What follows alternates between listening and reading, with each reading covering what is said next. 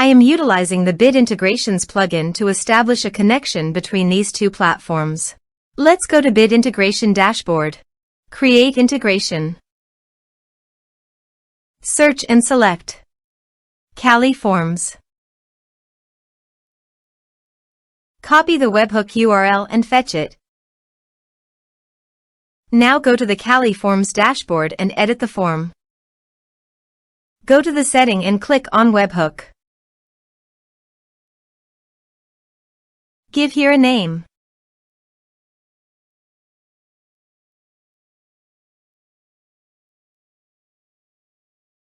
Create.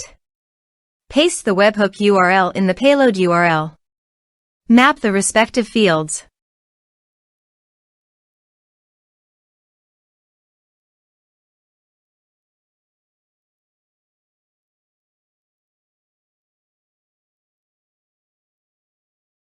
Save.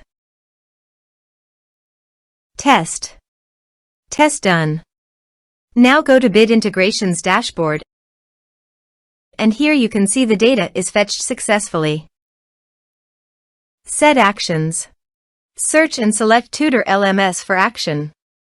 Here give the meaningful integration name as you want. Now click Connect for authorization. Authorization is successfully done. Click Next. Select the respective action as you want. Select the respective course as you want. There is no user map option, so you must submit the form from the user login.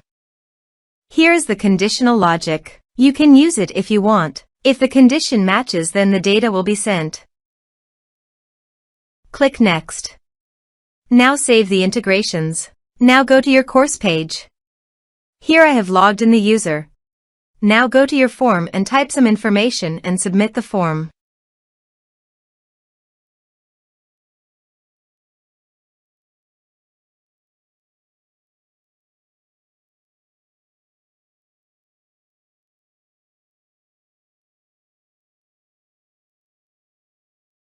The form is successfully submitted.